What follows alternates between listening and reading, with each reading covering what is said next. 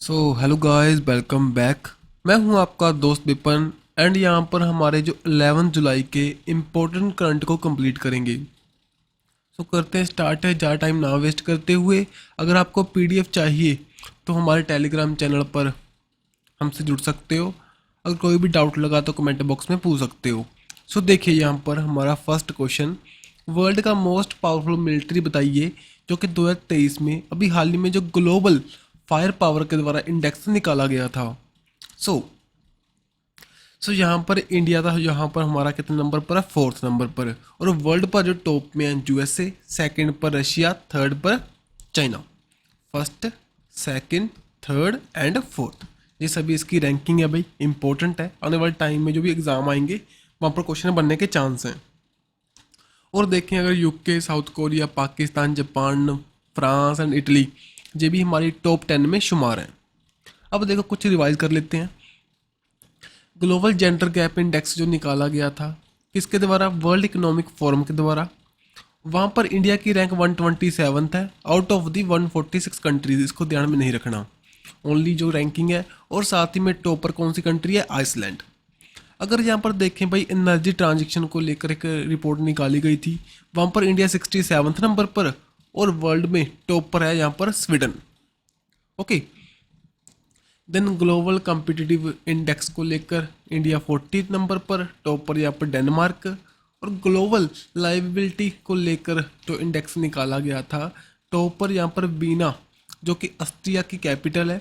और इंडिया की जो हमारी यहाँ पर आपको 5 जो सिटीज़ दिखाई देंगी, 141st नंबर पर new Delhi and Mumbai, 144th number पर चेन्नई, 147th पर अहमदाबाद एंड देन 148th पर बेंगलुरु। ओके, जैसे और भी रिपोर्ट आई थी हैप्पी वगैरह, ठीक है, वो कभी हम फिर करेंगे क्योंकि जितना का डिजेस्ट होएगा उतना ही हम इसको ईट करेंगे। Next, which country has been handed over the chairmanship of the G20। जो G20 की मीट अब 2023 में इंडिया में कंडक्ट हो रही हैं, जैसे कि 2022 में इंडोनेशिया में कंडक्ट हुई थी। अब 2024 में आने वाले टाइम में नेक्स्ट ईयर कौन सी कंट्री में ये होएंगी। कौन सी कंट्री में होंगी, इन दी ब्राज़ील में, जो कि साउथ अमेरिका कॉन्टिनेंट की कंट्री है भाई। सबसे बड़ी कंट्री है। अमेजोन रिवर के बारे में सभी जानते होंगे, जिनको हम लंग्स ऑफ द वर्ल्ड के नाम से जानते हैं, जिसको अमेजोन फॉरेस्ट को, रिवर को, फॉरेस्ट को यहीं पर है जब, ठीक है। और वॉल्यूम के अकॉर्डिंग सबसे बड़ी रिवर कौन सी है, अमेजोन रिवर। वो भी कहाँ पर है, इन दी साउथ अमेरिका कॉन्टिनेंट में, वहीं पर है अमेजोन फॉरेस्ट, जिनको हम कहते हैं the lungs of the world. Next, ये सभी बातें यहाँ पर 18th एडिशन की 2023 की इंडिया में मीट हुई। इसकी जो थीम है वासुदेव कुटुंबकम, ये इम्पोर्टेंट है भी। One earth, one family, one future, maximum time paper में पूछे जाने के चांस हैं। ओके, और यहाँ पर ना जो हमारा संस्कृत टेक्स्ट है उपनिषद से इसको लिया गया है, दैट्स वाई जहाँ से भी पूछ सकते हैं। ओके, ये बता चुका हूँ। 2022 में इंडोनेशिया, 2023 में हिंदी इंडिया और 2024 में काम पर करेंगे हिंदी ब्राज़ील में। नेक्स्ट भाई, द यूनिवर्सिटी ऑफ जफना, अभी हाल ही में उसने एमओयू साइन किया था हमारी कौन सी आईआईटी के साथ में, जो कि यहाँ पर एकेडमिक कोलैबोरेशन करेंगे, साथ में प्रमोट करेंगे रिसर्च वर्क को, बताइए। यहाँ पर यूनिवर्सिटी ऑफ जफना ने आईआईटी मद्रास के साथ में टाई अप किया था। आईआईटी मद्रास पहले भी न्यूज़ में था जी, यहाँ पर इंटरनेशनल अपनी कौन सी कंट्री में लगाने वाला है भी कैंपस, बताना कमेंट बॉक्स में। कल परसों की वीडियो में हमने किया था। बताओ। बताते हैं, उसके पहले देखो मैं बताऊंगा, पहले आप बता दीजिए कमेंट बॉक्स में, नहीं तो बता रहा हूँ आगे। आईआईटी मद्रास में यहाँ पर टाई अप किया with the university of Jaffna के साथ में एमओयू साइन किया, रिसर्च वर्क को यहाँ पर प्रमोट करेंगे। ओके, और आईआईटी मद्रास के द्वारा तंजानिया में एक कैंपस लगाने की बात कर रहे थे, ठीक है, जो फर्स्ट आईआईटी है जो कि इंटरनेशनल कैंपस लगाने वाली है। आईआईटी मद्रास मोस्ट इंपॉर्टेंट है भाई। सुना, यहाँ से बहुत से रिसर्च वर्क आपको दिखाई देंगे, उनमें से कुछ देख लेते हैं हम। जैसे कि होमोसेप एक रोबोट था क्लीन सेप्टिक टैंक को करने के लिए, यहाँ पर ह्यूमन की ज़रूरत नहीं पड़ेगी। इस रोबोट के यूज़ के साथ ही में हम जो हमारे सेप्टिक टैंक है उनको क्लीन कर सकते हैं। देन बार्थोस, जो कि इंडिजीनियसली मोबाइल ऑपरेटिंग सिस्टम है, आईआईटी मद्रास के द्वारा इसको बनाया गया था। सदुजा वन क्या है जब भाई, ओशियन वेव से इलेक्ट्रिसिटी प्रोड्यूस करने में हमारी हेल्प करता है, जो कि हमने डिप्लॉय किया था तूतीकुरन तमिलनाडु में। सो आईआईटी मद्रास के द्वारा ही इसको डेवलप किया गया था। नेक्स्ट, थर्ड जो 3D पेपर बेस्ड एक यहाँ पर फ्रेंडली डिवाइस बनाई गई थी, जो कि मिल्क अडल्ट्रेशन को चेक करने के लिए, किसके द्वारा, आईआईटी मद्रास के द्वारा। देन आर्सन, ये क्या है, एक डिवाइस है जो हेल्थ को और साथ ही में edge of the blood vessel को यहाँ पर स्टडी करेगी और हमें पहले बता सकती है आने वाले टाइम में जो भी हमारे कार्डियोवास्कुलर हमें डिजीज होने के चांस हैं। ओके, सो इसका नेम इंपॉर्टेंट है, आईआईटी मद्रास के द्वारा इसको प्रोड्यूस किया गया। नेक्स्ट भाई, which country has recently join the global crisis response group. So यहाँ पर ग्लोबल में जो भी क्राइसिस हैं इकोनॉमी को लेकर, ठीक है, सो उसका एक ग्रुप बनाया गया था यूनाइटेड नेशन सेक्रेटरी जनरल के अंदर, हमने यहाँ पर इसको ज्वाइन किया। ये आपको सभी को पता ही होगा भाई, जो यूनाइटेड नेशन के हेड हैं, प्रेसिडेंट हैं वहाँ पर एंटोनियो गुटेरेस, ठीक है। और यूनाइटेड नेशन फाउंड हुआ था इन दी 1945 में after the world war second. Firstly जो 1919 में बनाई गई थी लीग ऑफ नेशन, उसको इसने रिप्लेस किया था। ओके, नेक्स्ट, इसके हेडक्वार्टर कहाँ पर है, इन दी न्यूयॉर्क में, न्यूयॉर्क यूएसए में। देन इंडिया ने ज्वाइन किया इस ग्रुप को। यहाँ पर जो इनविटेशन दिया गया था बाय द यूनाइटेड नेशन के सेक्रेटरी जनरल के द्वारा, वो कौन है, हमारे एंटोनियो गुटेरेस के द्वारा। और ये इस्टेब्लिश हुआ था ये ग्रुप ऑन दी मार्च 2022 में, जो कि एड्रेस करता है जो कि ग्लोबल इश्यूज़ हैं, ग्लोबल सिक्योरिटी है, ग्लोबल एनर्जी है, वही ग्लोबल फूड सिक्योरिटी को लेकर, ठीक है, प्रॉपरली यहाँ पर बात करेगा। उसको इंडिया ज्वाइन कर चुका है, दैट्स वाई इम्पोर्टेंट है। नेक्स्ट, पिरिमल कुमार घोष हाल ही में न्यूज़ में थे, इनकी डेथ हो चुकी है। भाई बताओ कौन सी उससे रिलेट करते हैं ये, कौन सी फील्ड से, पॉलिटिक्स, डॉक्टर, आर्मी, म्यूज़िक, जैसे कि आपको दिखाई दे रहा है ये रिलेट करते हैं विद दी आर्मी के साथ में। सो कैसे रिलेट करते हैं, ये हमारे बीएसएफ के जो पहले उसको ऑपरेट करते थे उसके अंडर जो कमांडर थे हमारे। और जो जब 1971 में इंडिया पाकिस्तान की वॉर हुई थी, बांग्लादेश को लिबरेट करवाने में जो वहाँ की मुक्ति वाहिनी एक फोर्स बनाई गई थी, उसको ट्रेन करने में इनकी अहम भूमिका थी भाई, ठीक है जी। सो बीएसएफ इम्पोर्टेंट है, जो कि पाकिस्तान एंड जो बांग्लादेश के साथ में हमारी बाउंड्री है उसको प्रोटेक्ट करता है, ठीक है, बॉर्डर सिक्योरिटी फोर्सेस। नेक्स्ट, और लिबरेशन वार के बारे में पता होना चाहिए, 1971 में कंडक्ट हुई थी इंडो पाकिस्तान वॉर में, ठीक है। और मुक्ति वाहिनी जो कि बांग्लादेश के अंदर एक ग्रुप बनाया गया था, बना था। सो वहाँ की जो एक रीजनल ग्रुप था उसको सपोर्ट कर रहा था इंडियन आर्मी। देन उन्होंने बाद में प्रॉपरली अटैक किया इंडिया ने और उसको जीत लिया। और ये आपको ऑपरेशन सर्चलाइट दिखाई दे रहा है, ये क्या है, जो eastern Pakistan and western Pakistan, जो अब वेस्ट पाकिस्तान था पहले, अब वो बन चुका है भाई, वो तो है अब पाकिस्तान। और जो ईस्ट पाकिस्तान था वो बन चुका है अब बांग्लादेश। ईस्ट पाकिस्तान के अंदर जो वेस्ट पाकिस्तान के द्वारा एक ऑपरेशन लॉन्च हुआ था, ऑपरेशन सर्चलाइट। सो वहाँ की जो मुक्ति वाहिनी को जहाँ पर सप्रेस करने के लिए। ओके, सो इसको थोड़ा सा ध्यान में रखना। Next, which state has recently launch दी अम्मा पुखारी स्कीम, इसमें क्या है। सो ये स्कीम लॉन्च हुई मेनली वहाँ पर जो पॉन्ड्स हैं वो सूख चुके हैं, उनको दोबारा से रिहेबिलिट करने के लिए, मीन्स कि प्रॉपरली दोबारा से वाटर यहाँ पर लाने के लिए उड़ीसा में इसको लॉन्च किया गया। सो इसके अंदर जो हमारी अनयूज्ड पॉन्ड है इन दी अर्बन एरिया, उनको दोबारा से रिवाइव करेंगे। मीन्स कि इनका टारगेट है 2000 जो लार्ज वाटर बॉडीज़ हैं उनको जहाँ पर दोबारा से हमने रिजेवनेट करना है इन दी 115 अर्बन सिटीज़ में, एरियाज़ में। और वाटर को लेकर सभी को पता होगा भाई, बहुत सी हमारी जो पहले अभी हाल ही में कंसेंसस हुआ था और वहाँ पर बताया गया था वेस्ट बंगाल में सबसे ज़्यादा हमारी वाटर बॉडीज़ हैं। ओके, 22 मार्च को हम वर्ल्ड वाटर डे के रूप में जानते हैं। ओके, स्टॉकहोम जो वाटर प्राइज़ है उसको as a Oscar in the Nobel prize in the water की कैटेगरी में जानते हैं। नेक्स्ट, जो 2021 में दिया गया था 2022 में दिया गया था बिल फ्राइड को, जो हमारा वाटर प्राइज़ है। ओके, नेक्स्ट, नूरा 50 जे न्यूज़ में था, इंटीग्रेटेड मास्ट यूनाइटेड कंबाइंड रेडियो एंटीना है जो मेरी हमारी शिप्स के ऊपर लगेगा भाई।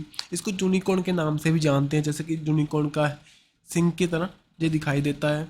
सो एक इंडिया के लिए अचीवमेंट होगी, इंडिया इसको परचेज कर रहा है कौन सी कंट्री से, जो हमारी जो ओपोजिशन को मीन्स कि कोई भी हमारी कंट्री के साथ में हम वॉर कर रहे हैं, वहाँ पर ये हमारी बहुत सी अच्छी सहयोग करेगा, बहुत से हमारे यूज़ में आएगा।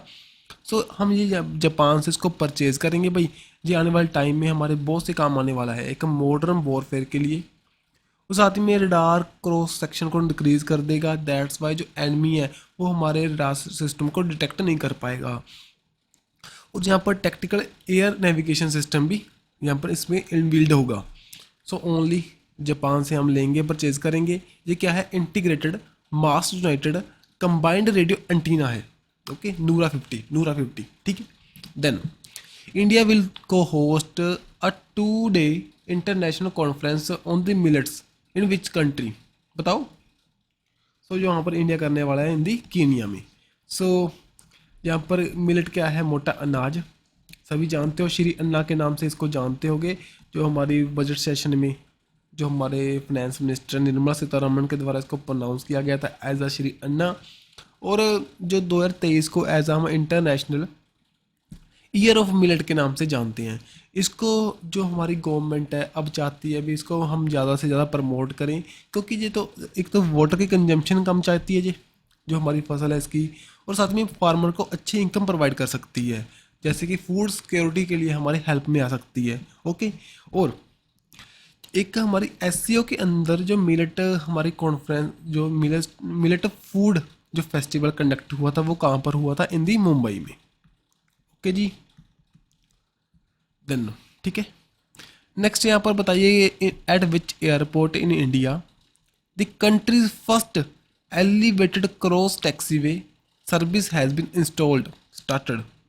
मीन्स कि देखो जहाँ पर ना हाईवे था और उसके ऊपर में हमने एक रनवे मीन्स कि जो एक एलिवेटेड एक ब्रिज की तरह बनाया, एलिवेटेड क्रॉस टैक्सी वे बनाया, जहाँ से हमारा एरोप्लेन क्रॉस कर सकता है। और जो कुछ टाइम पीरियड ज़्यादा लगता था उसको प्रॉपरली अपने जो वहाँ पर पहुँचना है उसके पहुँचने तक, सो वो कम हो जाएगा, ठीक है। सो जैसे ना ऐसे था वो रनवे, इस तरह का था, जहाँ तक पहुँचना था हमने, जहाँ पर हमारा लैंड करेगा देन यहाँ से जहाँ तक पहुँचता था ये हमारा एरोप्लेन, अब यहाँ पर डायरेक्टली यहाँ पर पहुँचेगा, जिसके कारण टाइम भी कम लगेगा और साथ ही में उसकी जो एनर्जी जो कंजम्पशन है वो कम होएगी और हमारी जो कार्बन एमिशन है वो भी कम हो जाएगी, समझे भाई। सो इंदिरा गांधी इंटरनेशनल एयरपोर्ट है, सो कहाँ पर है, दिल्ली में, वहाँ पर इसको इंस्टॉल किया गया। सो इम्पोर्टेंट है, फर्स्ट है, जो भी चीज़ें वो तो इम्पोर्टेंट बन जाती हैं डायरेक्टली, जहाँ से क्वेश्चन बनने के चांस होते हैं। अगर आपसे पूछे इंडिया का फर्स्ट सोलर पर चलने वाला एयरपोर्ट कौन सा था, वो कोची एयरपोर्ट था। और देखिए हाइब्रिड मॉडल पर सोलर एंड विंड एनर्जी पर वो कौन सा था, हमारा इंदिरा गांधी इंटरनेशनल एयरपोर्ट, कहाँ पर, दिल्ली में, ओके। साथ में मोपा एयरपोर्ट न्यूज़ में था, मोपा एयरपोर्ट कहाँ पर है, गोवा में, इसका नेम मनोहर पारेकर के नेम पर रखा गया था, okay. Then which country is the कदुथानी प्रोजेक्ट लोकेटेड इन। सो अभी हाल ही में कदुथानी प्रोजेक्ट न्यूज़ में था, जो कि हमारे एक्सटर्नल अफेयर मिनिस्टर हैं जयशंकर जी, उनके द्वारा यहाँ पर ये प्रोजेक्ट लॉन्च किया गया। सो कहाँ पर किया गया, इन दी तंजानिया में, तंजानिया में इसको लॉन्च किया गया। जो हमारे एक्सटर्नल अफेयर मिनिस्टर हैं जयशंकर जी, उनके द्वारा बताया गया अभी इंडिया प्रोवाइड करेगा ड्रिंकिंग वाटर 30,000 जो हाउस होल्ड है वहाँ पर, जो टाउन है इस टाउन में at the जजीवार in the Tanzania में, ठीक है।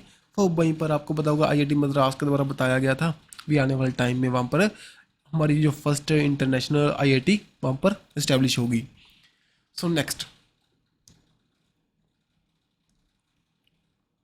सब देखो कुछ अपॉइंटमेंट डायरेक्टली जीके सतीश हाल ही में अपॉइंट हुए थे, जो फर्स्ट इंडियन है जो कि board of directors of the Russian giant एक ऑयल कंपनी है रोसनेफ्ट के, ठीक है।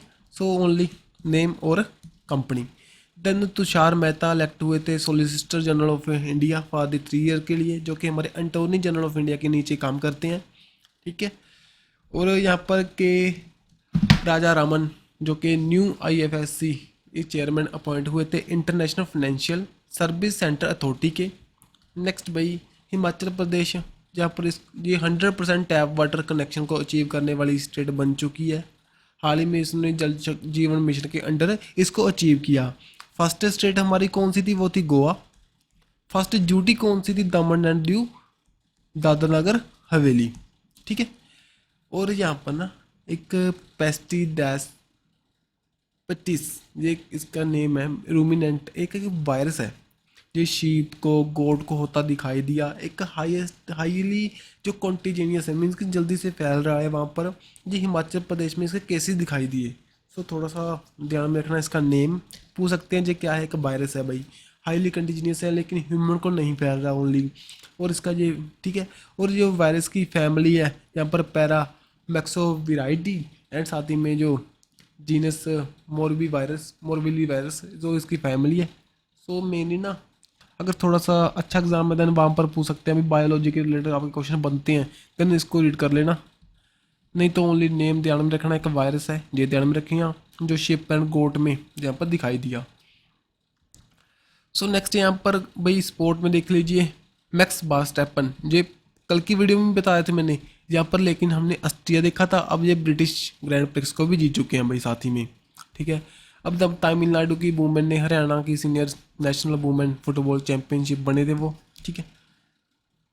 और देन उसके बाद में तमीम इकबाल, जो कि बांग्लादेश के कैप्टन है भाई, क्रिकेट से बिलोंग करते हैं, हाल ही में रिटायरमेंट अनाउंस की, देन वापस ले ली, अब वर्ल्ड कप के बाद में रिटायर होंगे। ओके। सो आज की वीडियो ये तक कंप्लीट है। कुछ अच्छा लगे तो बता सकते हो भाई, अप्रिशिएट कर सकते हो वीडियो, नीचे लाइक कर सकते हो, कमेंट डाल सकते हो। कुछ दिक्कत परेशानी तो भी बता सकते हो। और मिलेंगे ऐसे ही नेक्स्ट वीडियो के साथ। Don't forget to subscribe and like our video. Bye bye.